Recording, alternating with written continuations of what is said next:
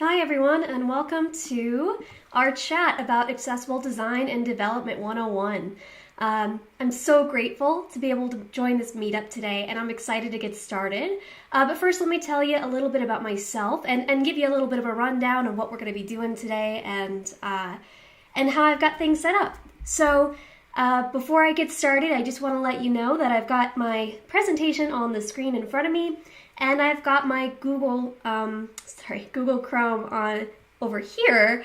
And so if you're asking me questions, I may not see them, but I'll try to keep my eyes on the other screen as much as possible so that I can make sure that I'm catching things as they come in. I will have time at the end for questions, so just be mindful of that. And without further ado, oh goodness gracious, there we go. Without further ado, let me talk a little bit about who I am and what I'm here to talk about today. My name is Anna. I use pronouns she, her, or they, them. And I'm a senior product designer at Recurly, a subscription and billing management platform based out of Boulder, Colorado. As a product designer, my job is to design applications and websites, test those designs with users, and then prepare the most robust solutions to be implemented in code. I'm also a master's student at the ATLAS CU-Boulder. Now, in academia and industry alike, I've chosen to specialize in designing digital experiences that are as inclusive as possible, specializing in accessibility. In my free time, I'm an artist and gamer and writer. I have two adorable cats, shown here, named Felix and Onyx. You may see one or both of those cats running around in my background today, and you may hear them talking. They also like to speak at events, so just know that that might be what you're hearing. So what are we going to focus on today? Over the last 8 years of my career, learning about inclusive design has been fettered with blockers and educational gaps. So it's my ambition to help unblock designers, developers, and tech folks who want to build better, more inclusive experiences. Today we're going to focus on the most essential elements of accessibility in design as well as development. We'll start by talking about why accessibility matters and who we serve when we create accessible work. We will then talk about how to meet web accessibility standards in your work. And since this is a 101, an introduction, we'll go over some high-level items, and I'll have time at the end for questions so we can dig deeper as you need me to. Now, before I continue, I do want to level set on a couple of things. By speaking with you all today, I want to make it easier for you to make inclusive work, but I offer a specialized approach within inclusive design. What we'll talk about today has been sourced from the voices of many people with varying degrees of disability or means of access. But I want to encourage you to ensure you diversify the voices you listen to when it comes to understanding inclusive design and development. Accessibility is an essential part of inclusivity, but it doesn't make up the whole. Inclusivity at its core is intersectional in nature. Accessibility covers part of this, and it relates to other parts of inclusivity, but it alone cannot meet the needs of people who are marginalized in other ways. So, as you take steps to be accessible, just be mindful of the voices of others who are marginalized by racism, sexism, homophobia, transphobia, and more. So, why should our work, your work, intentionally include accessibility considerations? Well, if we look at successful businesses like Apple, IBM, Microsoft, and many more, we can see that they all have years of ongoing dedication to accessibility, which has helped them capture larger portions of their markets. Now, any of us can talk about why we love our iPhones or our gaming PCs, but we can forget that some of the reasons we love these products is because of features born out of accessibility considerations, like iOS's Siri, for example. Now, most of the time, I find that people want to build inclusive work, but we can run into hurdles when understanding why, or prioritizing and making a case for it in the organizations we're a part of. So, to help you do this, let's get a sense of why we should be prioritizing accessibility so that you can be empowered to have these conversations whenever they may come up. Accessibility has huge value when baked into the work we create. Time after time, it has shown to capture overlooked markets, improve competitive advantage, and increase usability. Additionally, we will talk a little bit about how accessibility is crucial to protect your organizations from legal risk, as well as talk through the impact it has on all of our lives. Whoops, there we go. So, as I mentioned, accessibility can help capture often overlooked markets. On any given day, 15 to 20% of people across the globe have a reported disability. And this percentage doesn't account for disabilities that are less severe, disabilities that are temporary, or disabilities that aren't reported. Now, I've recently heard that this data actually is more closely higher in the 20%, closer to 30%. In the United States alone, it tends to be higher partially because we are more likely to have data about this. And pretty sure we can all agree here that misserving 15 to 30% of our users and our customers is a big no-no. So it's something really important to keep in mind. To build on this, disabled people have $6 trillion of purchasing power. So overlooking these markets means losing opportunities and leaving money on the table. In fact, 81% of users will pay more for products on accessible sites. A friend of mine who's blind puts it best when she says, "Please let me give you my money." Inaccessibility is a lost opportunity for everyone. These are just some of the high-level stats that assert the potential profit and user need of improved accessibility practices. But let's talk a little bit more about the user need. In most situations, there's no need to differentiate between usability and accessibility because their goals are actually quite complementary. Many accessibility standards are similar or the same as best practices in usability. This is because accessibility helps all people, and people with a range of disabilities. The persona spectrum I'm showing here is sourced from Microsoft's Inclusive Design Toolkit, and it shows how accessibility can help people with permanent disabilities such as blindness, temporary disabilities such as cataract, and even situational disabilities like distracted driving. The same logic can be applied to your users, our users, who can be experiencing a range of situations that affect how they interact with a site or product at any given time. Now, we hope most users aren't using most products while driving, except for perhaps Google Maps, but it can happen. All of these situations can happen to people day to day. So usability improvements can improve your user satisfaction, and accessibility is super tied to that. And so when you improve your usability, you tend to also be increasing your customer satisfaction and retention. I touched on Siri being one example of great design. But did you know that innovations like the typewriter, the telephone, and even email were originally designed with disabled people in mind? Oh, there we go. Sorry, got a stall there. The reality is the design and development of products and experience that are inclusive to disabled people often have a larger reach because they are more usable. Now, on the other side of the coin, a dedication to accessibility will also protect your organization from potential accessibility lawsuits. If you're wondering if we are actually accountable to web accessibility legally, the short answer is yes. According to the Americans with Disabilities Act of 1990, we are legally obligated to build accessible products. The ADA basically states that if a business is a public place of accommodation, then overall accessibility, digital or otherwise, is expected. And as the web and smart devices become increasingly integral to our lives and key parts of our society, it's even more important to make them accessible. Domino's is the most recent and well-known example of a company facing backlash for its lack of accessibility.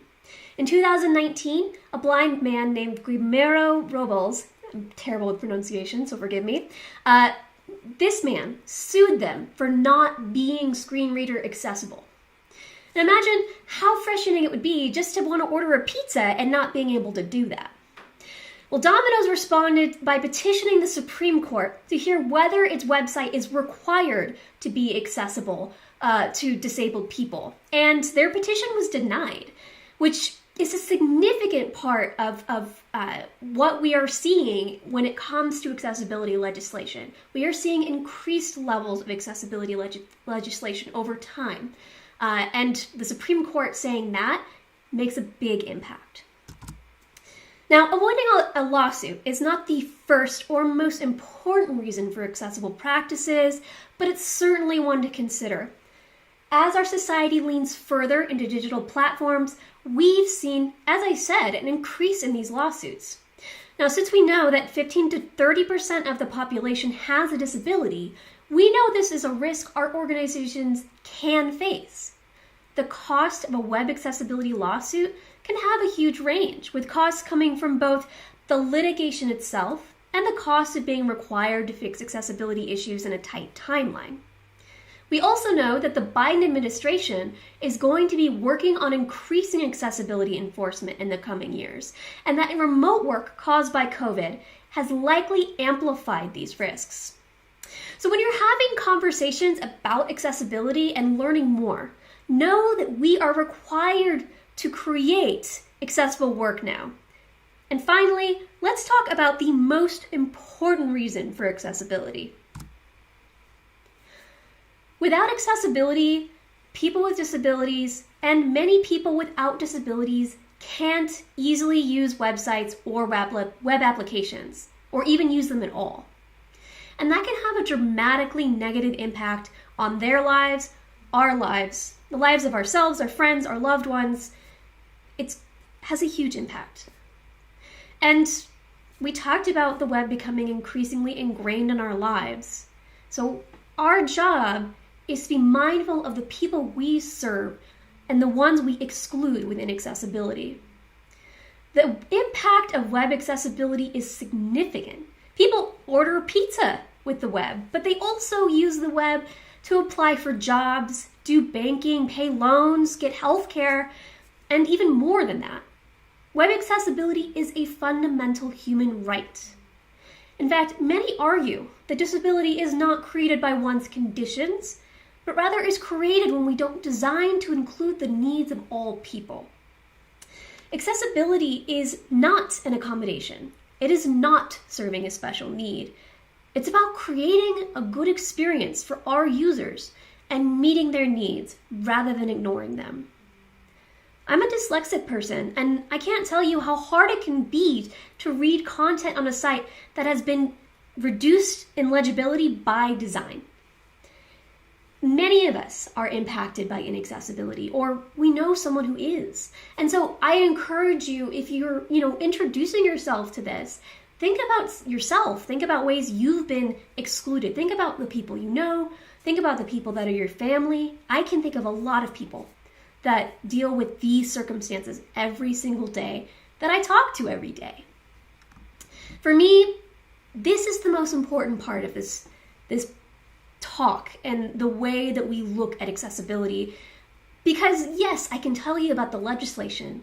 I can tell you about the amount of money your business will make by being accessible. But the reality is it is a human right. And that's really powerful because so many of us can make the world just a little bit better by making our work more accessible.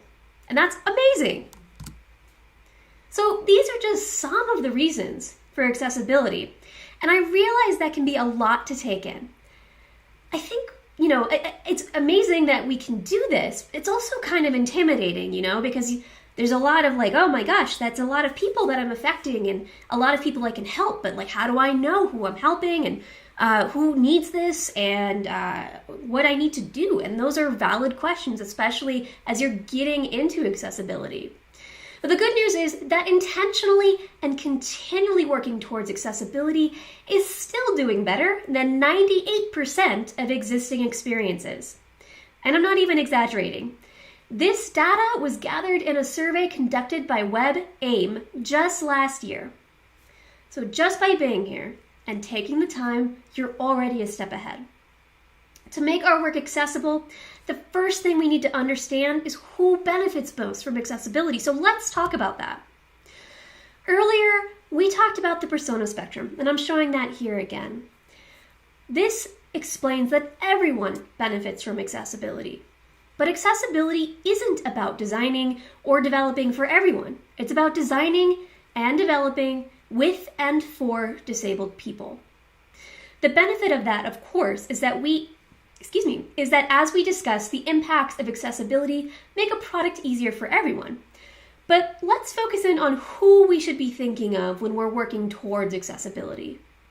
There are many types of disabilities, some of them more well known than others, and some of them better accounted for than others. Our goal with accessibility should be to design with all disabilities in mind as much as possible. Whoops, let's see, that got misplaced. We'll go back to that one in a minute. Okay, so the first group of people we should be looking at. People with vision disabilities. And when it comes to vision disabilities, keep in mind that people experience a range of vision impairment, blindness, vision loss in general. It's not on or off. It's just a matter of a scale of blindness or vision impairment. Some people, especially those who are more familiar with their blindness, have come to learn how to use something what we call a screen reader. Now, a screen reader is software designed to announce the contents of a screen, and essentially it goes through a web page or a product and just lets a user know what is happening on that page. Some people are born blind and are more used to a screen reader. Others become blind or lose vision over time due to a myriad of things and are learning. So there's a different set of users that exist within this group of people.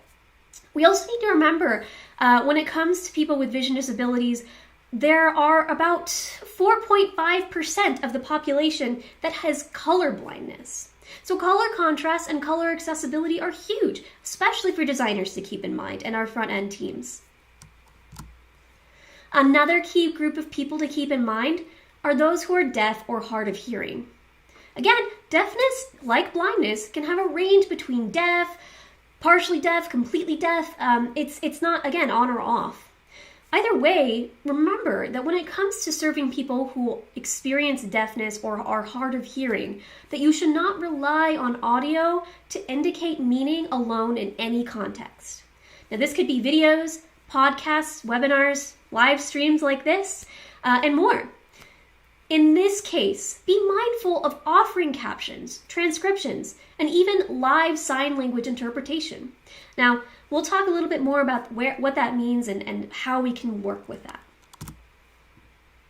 We also want to be mindful of people with motor disabilities such as paralysis, muscular and joint conditions, and more. Now, you might be wondering, how does someone with a motor disability need to be served in a digital context? And there's a lot of answers to this question, depending on the platform and the need. But in general, this comes down to keyboard accessibility and voice interfaces. People with motor disabilities may struggle to use a mouse, for example, this little bugger right here. They may prefer to use tools like Siri because it requires less physical activity. Others with more severe paralysis may use a stylus in their mouth and navigate using a keyboard or using a touch interface. So there's a lot of different ways. Someone once said, and I have heard this regularly, that people with disabilities are the original life hackers. And I think about that, especially in contexts like these, where someone experiences and uses things differently than I do. And it's so interesting, and I get to learn a lot about everyone's way of interacting with the web. So be mindful that we are serving users with motor disabilities, even if you're not used to it.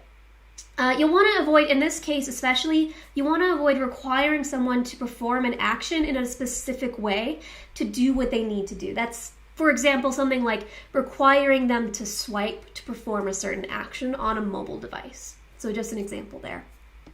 I'm going to check my questions. Okay, we're good there. Then you'll keep seeing me move my face back and forth. I just don't want to miss anything.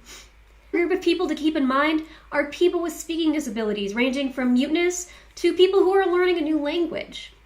Now, in this case, a lot of our interactions focus on voice interfaces and ensuring that our voice detection tools can work with people who may not speak the way a designer like myself would. And you may be noticing a trend, but also keeping in mind that you should not make users rely on voice interaction alone to perform certain tasks.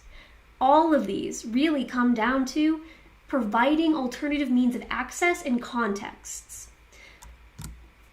Last and certainly not least, keep in mind people with cognitive disabilities.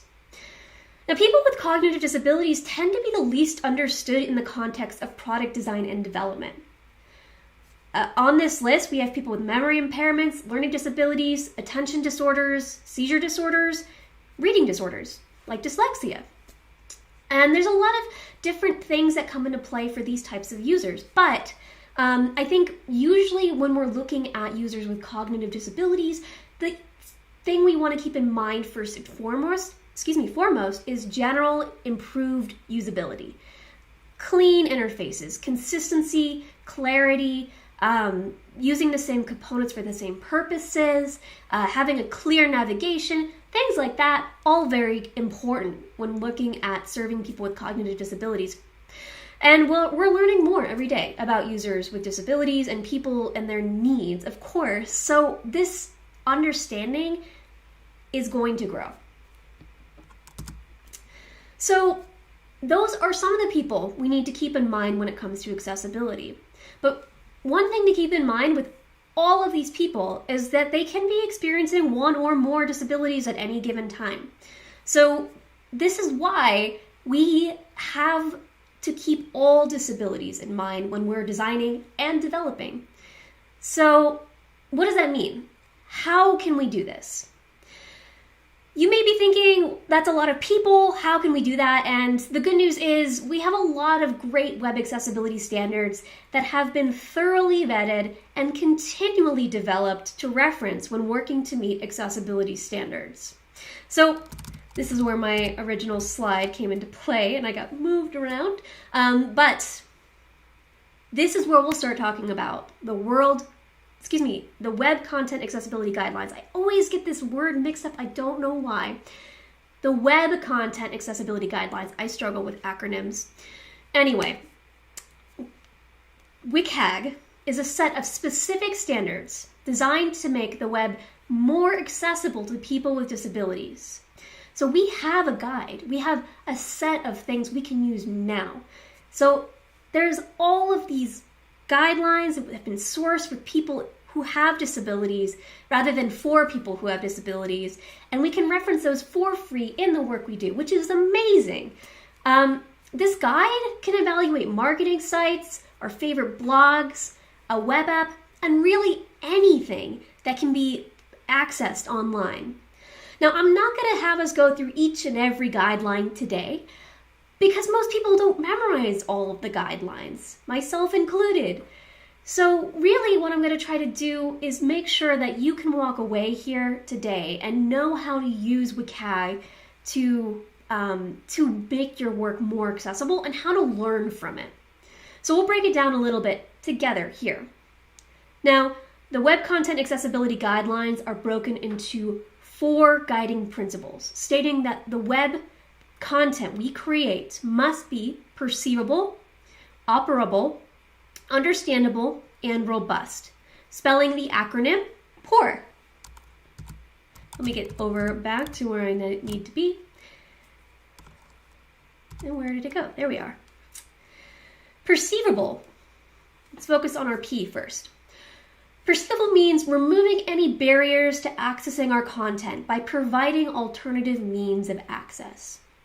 Some examples of this include video captions, as we've talked about, for a person who is hard of hearing or deaf, or support for screen reader technology for someone who is low vision or blind. You can see in the example on the right that we are showing a video with captions turned on. And you may notice that I've got captions in my Google presentation today. You can find that things like this are helpful in many contexts. Maybe you're at home right now listening to this and you've got a kid crying in the background. Well, the captions are helpful for you because you can read and listen at the same time. I also personally love captions. I use it all the time for every movie, video, as much as possible because it helps me comprehend what's being said. So a really good example of perceivable right there. Now, operable means that our content, along with anything interactive on it, can be controlled through various tools. For example, ensuring our content is accessible to people who don't use a mouse to navigate and instead rely on their keyboard. A common example of this use case benefiting everyone is with form fields. So form fields are the little containers that you're going through in case you don't. When you're filling out a form to check out on like Amazon or your West Elms or your Home Depots. I just closed on a condo, so these are all my examples. But they're form fields where you like put your name and your address, and you may notice that navigating between those is kind of a pain in the rear when you're using your mouse. Clicking, entering, and so it's easier to just use your keyboard to tab between items. This is a perfect example, again, of something that, if we make it keyboard accessible, improves usability for everyone. And of course, keyboard accessibility we talked about just a minute ago, serving people who are using screen reader devices, screen reader technology, people who are have motor disabilities, people who would prefer to use a screen reader, for example, to help read a page. Sometimes I like using a screen reader. So operability, keyboard access, huge. The third, again, understandable. Understandable means to use language and functionality that is easy to comprehend and consistent. So, for example, before saying WCAG, I explained what WCAG meant. Of course, I mixed up web and world, but Web Content Accessibility Guidelines. Instead of assuming you knew what this acronym was, it's important that I explain what it is so that you understand what I'm saying and I can be thorough and you understand it. Guidelines like this, understandable, it may seem like a given, but a lot of organizations tend to struggle with clarifying consistent meaning and context. I think, this comes into play a lot with how the way we're describing something on a button, what the form field labels we're using are, making sure that our programmatic label matches with our design label, visual label. A lot of those things are going to come into play when it comes to understandability. Another one, for example, is making sure that your components are consistent. Like, let's say you have a drop down that looks one way in one place and looks a different way in a different place, and that might be hard for users to understand. And then lastly, we have robust. Now, robust means that our content should work well across different platforms, technologies, and devices within reasonable limits. Now, let's talk about this as an example that we tend to use day to day in product design. Making sure that our sites and products are accessible on different browsers such as Chrome, Firefox, Safari, or of course Microsoft Edge. Even more relevant, we could talk about increasing purchasing through smart devices. I make probably an excessive amount of purchases on my phone, so we want to make sure that our sites and products are friendly to mobile devices. In fact, not all users, especially users in developing countries, have desktop computers. They skip that altogether, and so are mobile specific. So keep in mind that our users can be interacting with our products and sites in different ways with many different contexts. And I mentioned earlier, I just want to point this one out, that people can be blind, deafblind. On the right-hand side here, you can see a Braille display, which is really cool. Basically, it allows people to read the content of the page if they're deafblind by using Braille pop-ups, which I think, gosh, isn't technology just like really rad? Like, you just, it blows my mind, stuff like that. It's really cool. So, again, our 4 principles are perceivable, operable, understandable, and robust.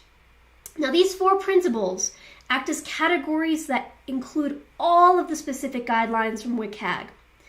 Now, you don't need to memorize these 4 principles, but understanding them frames the context for all of the guidelines we can use, to make our experience more inclusive.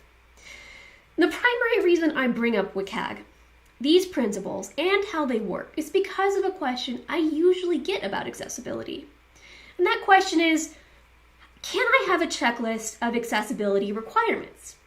Well, the good news is that WCAG is that list. So by breaking down what WCAG is, its principles, and its general understanding, my hope is that you'll be able to get value from this list and then start integrating these practices day to day. So we're going to look at an example of this right now. This is one of my favorite tools. Now, I will be linking to this just so you have it. It's WCAG's quick reference guide. And I use this pretty much every day to make sure I'm meeting accessibility compliance or to answer questions. Because again, most of us don't memorize WCAG, or, I have found that I have started to memorize things, but not in like a direct order. So I use this guide a lot to reference specific things and specific places. So what I'm showing here is the principle perceivable. Now on the top right-hand side, you can kind of look and see that I've got this highlighted with a red box. This is the navigation, the sidebar navigation for their site. And each item listed below perceivable has a different guide that applies in a specific context. So for example, guideline 1.1, which I've pulled up here, mostly relates to adding alt text to an image to ensure that users who are blind or low vision can interpret the meaning of important visual content using tools like our screen reader technology. I don't know why I keep saying devices. So we've got our category, perceivable, our to-do item, add alt text, and this guide also tells us how to meet that. We also have one more consideration here that's highlighted in this example in the words level A. Every guideline in WCAG has a rating of A, AA, or AAA. When it comes to choosing your benchmark and understanding what guidelines you want to meet, you want to look at these ratings to make sure you kind of pick where your goals are. So basically, we've got A, like I said, which is doing okay, AA, which is great, and the most common accessibility most common accessibility level that most organizations will pick. And then we've got AAA, which is amazing. And we find that AAA is generally chosen by organizations that specifically work to meet the needs of disabled people. But like I said, AA is where we tend to find most organizations are convening. You might find that organizations, when they're starting to work towards accessibility, will say that they want to meet A compliance, but they're going to meet AA by this time.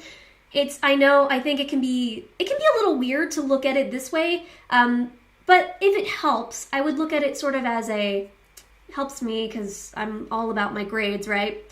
A is like a C. AA is like a B, and AAA is like an A.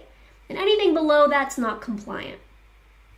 Now, I do want to level set here, and I kind of talked about this, but no application or product is entirely AAA compliant in every category or every location. So you might be wondering why not AAA for us? Well, the answer is it's not quite how it works. Not all guidelines have a AAA. Not all guidelines are require that level. So be mindful that when you're looking at WCAG and you see the A's, that's what this generally is going to mean. Now, I will make sure we have time to discuss that in more detail as well. But I'm going to provide some context. So we're going to look at some UI. This is just some high-level, like, my brand stuff. And I'm going to show these ratings according to with color contrast compliance. Now, most of us may know that color contrast is an accessibility consideration. So in this example, you can see 4 different button tints in red on a light background and then on a dark background. The rating on these shows if the contrast is high enough to be legible. And as you can see, or rather not see, the first button on the left, on the pink area, doesn't meet acceptance levels because it's the same color. But on a dark background, that color has a AAA rating. So color contrast compliance is one of these instances where we only have we only have AA and AAA levels with color contrast compliance. So this is where we kind of get into that thing I mentioned earlier, where not all guidelines are, A, AA, AAA. In this case, we've got a few buttons that are AAA, and we've got one that's AA. And this is why I tend to recommend looking at these types of considerations from a component perspective. So I'm showing a component here, and I'm showing it pretty, hopefully straightforwardly, what level of compliance this button meets by itself.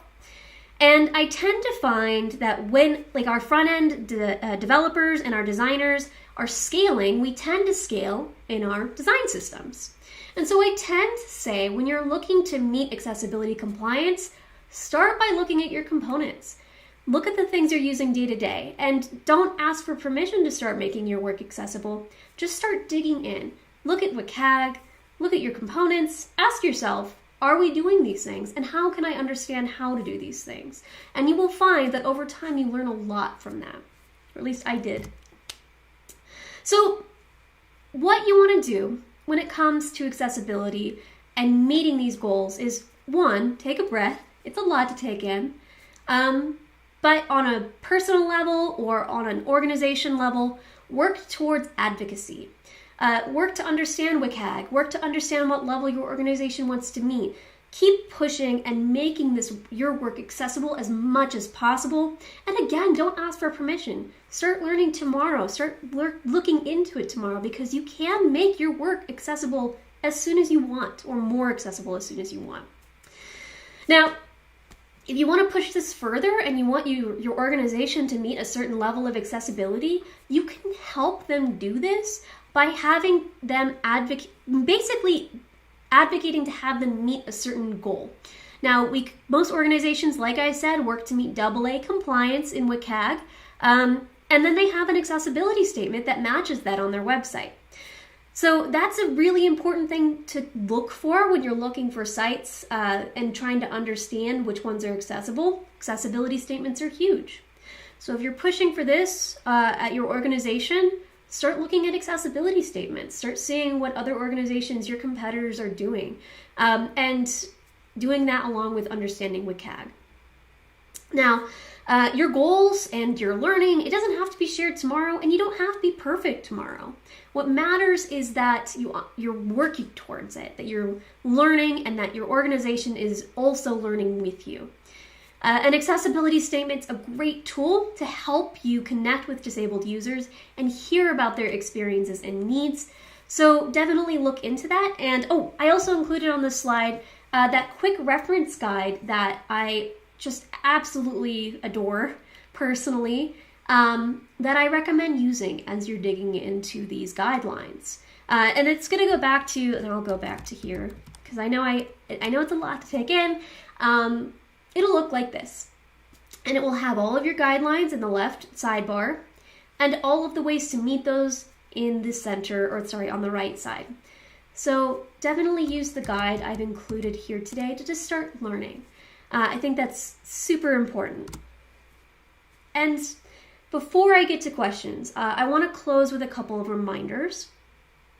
A lot of designers and developers I speak to about inclusive design feel really intimidated by all of the things we have to be mindful of. I can guarantee I was as well. And as I've kind of talked about, and I'm kind of tiptoeing around it too, just by being here and being curious and being interested in this, you're already doing better than 98% of experiences, which is so important.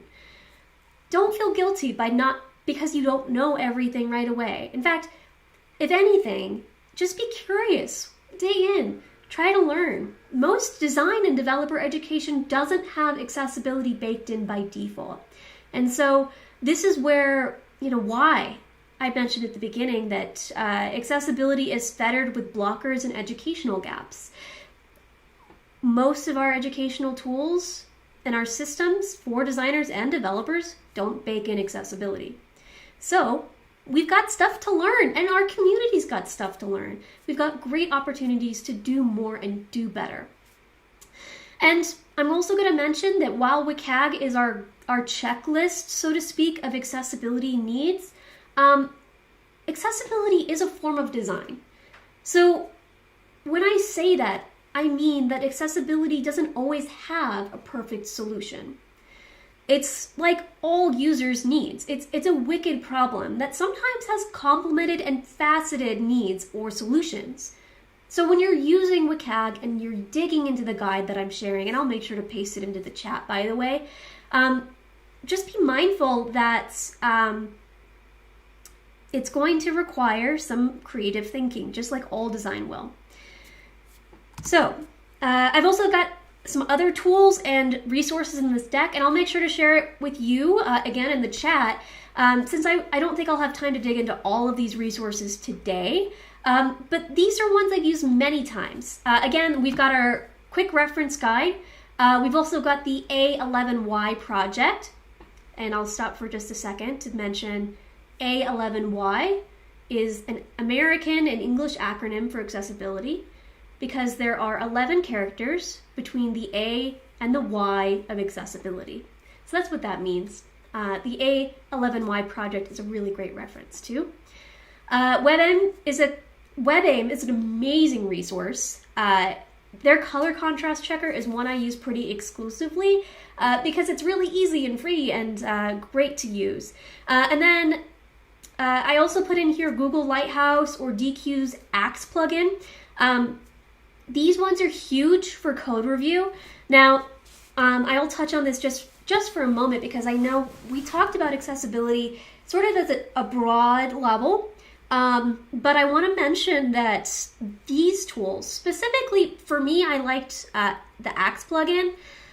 They're going to be huge for reviewing your code and your designs. So you can use this in your browser to do automated as well as guided manual testing for accessibility. And I think that was really, for me, pretty huge for my education. And so I encourage you to try these out and start using them on your sites or the sites you're working on, or as much as you can, and just learning and being curious, because I think, I've said that like 7 times, but it's a huge reason how I've learned to do what I do. And then last but not least, next week we've got AxeCon, which is an accessibility focused conference specifically in digital platforms. I will be speaking there about auditing design systems for accessibility. The speaker from last month, Crystal Preston Watson's going to be there, speaking about accessibility and quality engineering. There's going to be a lot of amazing speakers there, so I would highly encourage you, if you're curious about accessibility and you want to learn more, to go and attend. It's free and it's online, so you can play it in the background while you're working. You can, register and save some videos for later or whatever you want to do. I'd love to have you there, though.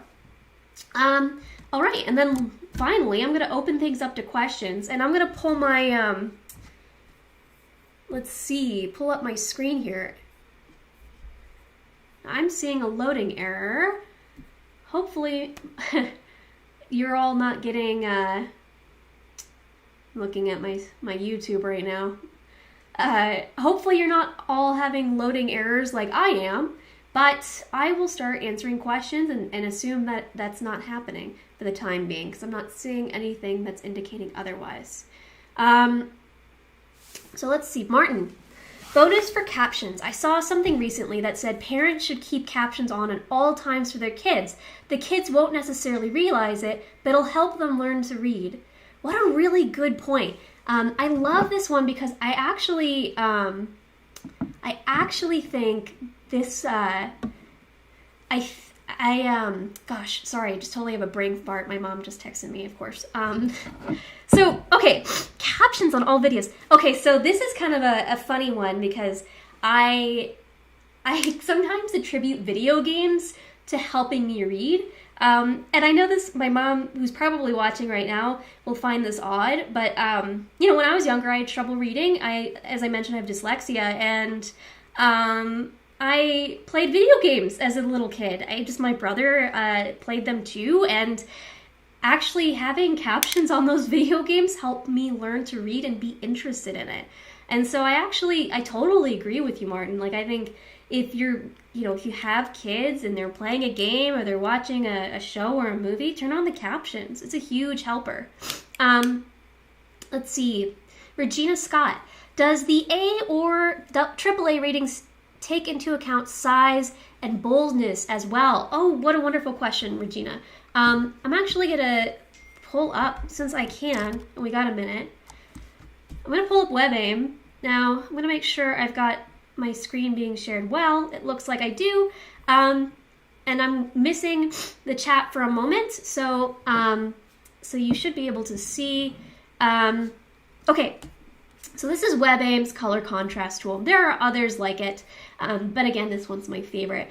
And your question, Regina, is super important because it's not, and I should have called this out too, it's not just color contrast that comes into play. It also is text size, and it's also boldness. So I really appreciate that call out. Now, this is one of the reasons I like this tool, because at the bottom of the page, if you forget, you can look and remind yourself what the levels require in terms of the contrast, and what size of text and what boldness of text you need. So WCAG 2.0 level AA, just going to read this out with us all, requires a contrast ratio of at least 4.51 for normal text, 3:1 for large text. WCAG 2.1 requires a contrast ratio of at least 3:1 for graphics and user interface components, also very important. WCAG level AAA requires a contrast ratio of 7:1 for normal text and 4.51 for larger text. Now here's where we start to learn about the differences between those text sizes that Regina had mentioned.